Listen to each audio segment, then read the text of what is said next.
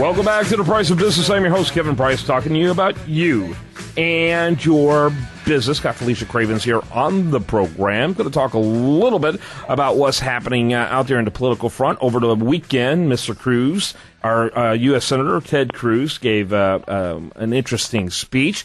You're going to bring that to our attention today. But before we do that, Felicia Cravens, she is a writer. She's an activist. She writes with USDailyReview.com as well as many others news websites, a syndicated writer, and always delighted to have her on the show. So what did Mr. Cruz do over the weekend? Oh, this is lovely. Ted Cruz made a surprise visit to a Freedom Works conference in Austin, Texas, and in talking about the gun debate, the gun banning debates that they had been dealing with in the Senate, he was talking about how every one of the proposals, and I'm sorry, the dogs are really upset too with the Democrats over this. Is your dog a Democrat, by the way? No, the dogs are extremely Republican. Well, you need to tell him to help another Republican out and stop barking right now. But anyway, go ahead. Right. I think they must have seen some random Democrat go by. But no, Ted Cruz is talking about in this meeting about this push from the Senate to get these limitations on the Second Amendment, the background checks, and all these different bills that had been proposed. And not one of them was successful from the Obama administration. And, you know, he was explaining that, but he said how difficult it was to get there. He says to the crowd that the other senators had been in meetings with Cruz and with Mike Lee and with Rand Paul and shouting at them for their stance and for messing up the narrative for them. They said, before you started all this, the Republicans were the good guys, the Democrats were the bad guys. Now we all look like a bunch of squishes. And the beautiful thing that Ted Cruz comes back with was, well, there is a third alternative. You could just not be a bunch of squishes. Ooh, I like that. And that is beautiful to see this freshman senator who, you know, people in the Republican establishment in Texas were not sure was a good idea.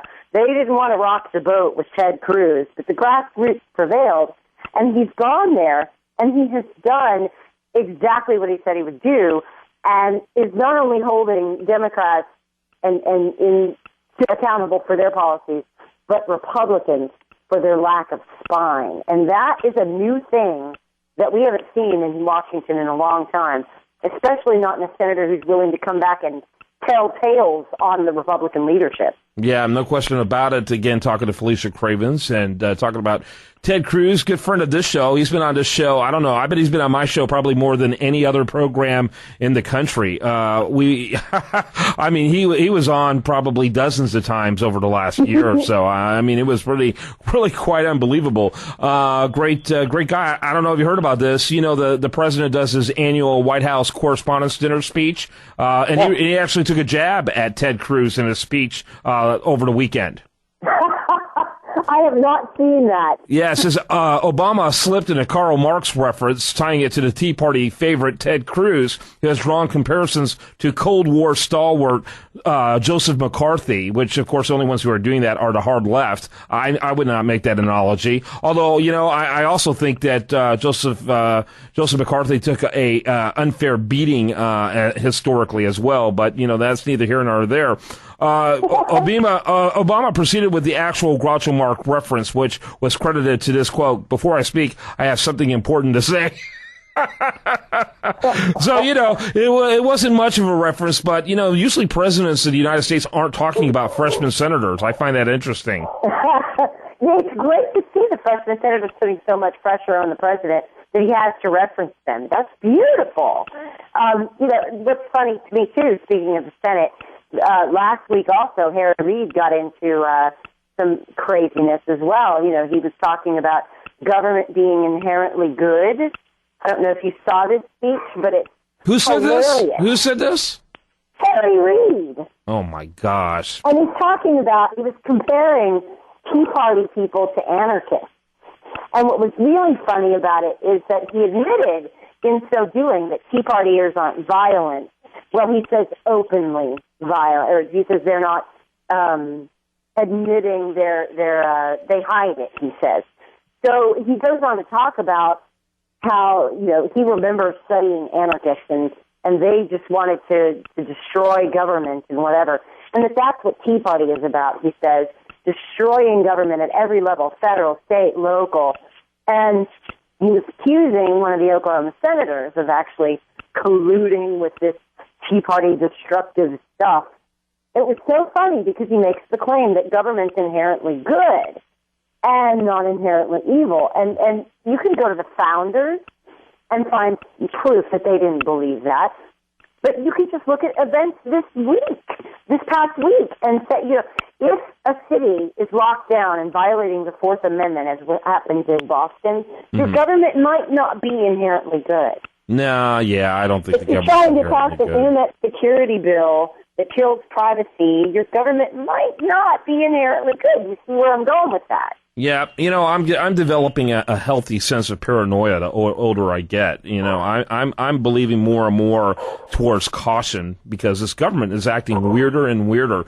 You've got the Department of Homeland Security buying 3 times as many bullets last year than the United States Army. What does that tell you?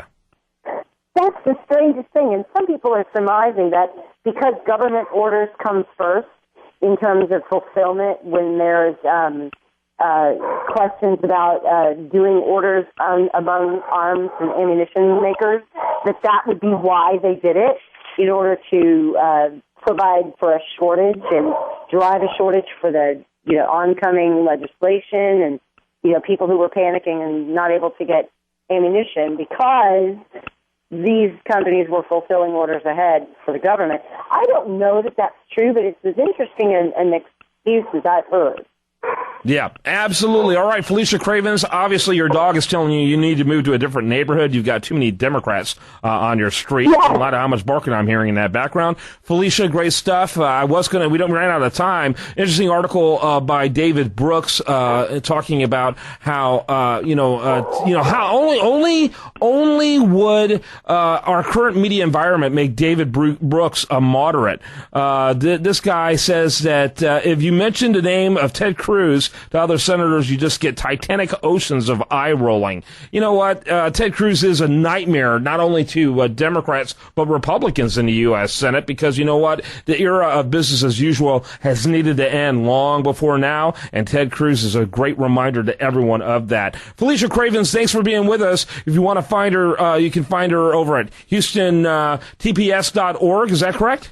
Yes, and freeradicalnetwork.com. Yep, and not to mention USDailyReview.com. All right, thanks for being with us. Thanks, Kevin. All right, when we come back, more for you. Do want to remind you, this show continues 24/7 at priceofbusiness.com. While there, like it on Facebook, follow it on Twitter.